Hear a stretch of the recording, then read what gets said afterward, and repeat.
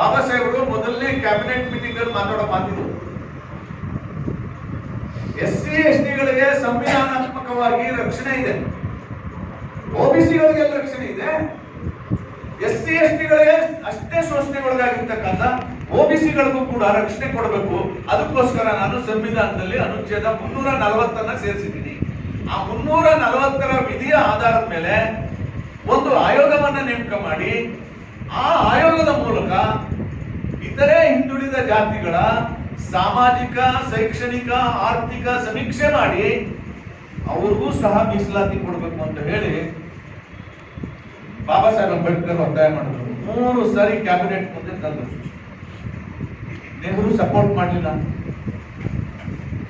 ಆ ಕಾರಣಕ್ಕೆ ರಾಜೀನಾಮೆ ಕೊಟ್ಟರು.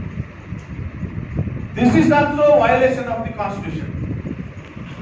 ಇನ್ನೂ ಹೊಸ ಸರ್ಕಾರ ಬಂದೇ ಇಲ್ಲ, ಸಂವಿಧಾನ ಜಾರಿಯಾಗಿದೆ ಅಷ್ಟೇ, ಅಲ್ಲೇ ವಯೋಲೇಷನ್ ಮಾಡಿದ್ದಾರೆ.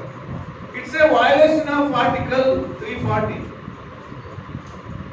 and it is a deceitful act against other backward classes who form 52% of the total population. ಹಿಂದುಳಿದ ವರ್ಗಗಳಿಗೆ ಇದನ್ನು ಹೇಳ್ಬೇಕಲ್ಲ. ಏನ್ ಹೇಳ್ತಾರೆ ಸಿದ್ದರಾಮಯ್ಯನವರು ಇದಕ್ಕೆ? ಹಿಂದುಳಿದ ವರ್ಗಗಳ ನಾಯಕರು, ಅಹಿಂದ ನಾಯಕರು. ನಿಜನ ಸುಳ್ಳ ಹೇಳಿ ಅವರು ಬಹಿರಂಗವಾಗಿ ಬಾಯಿ ಬಿಟ್ರೆ ಬರೀ ಸುಳ್ಳನ್ನೇ ಹೇಳ್ತಾರಲ್ಲ, ಇದನ್ನು ಹೇಳಿ. ಇದು 2ನೇ ಕಾರಣ ಬಾಬಾ ಸಾಹೇಬ್ ರಾಜೀನಾಮೆ ಕೊಡಲಿ. 3ನೇ ಕಾರಣ ಏನು ಅಂತಂದ್ರೆ,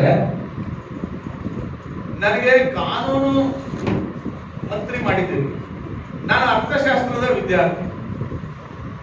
ನನಗೆ ಕಾನೂನು ಮಂತ್ರಿ ಮಂಡಲ ಭಾರತಕ್ಕೆ ಯೋಜನೆಗಳನ್ನ ರೂಪಿಸುವಂತಹ ಮಂತ್ರಿ ಮಂಡಲ ಅಲ್ಲ.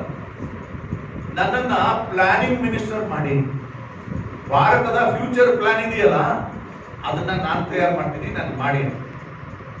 ನೆಹರು ಮಾಡ್ತೀನಿ ಅಂತ ಹೇಳಿ 3 ಸತಿ ಮೋಸ ಮಾಡಿ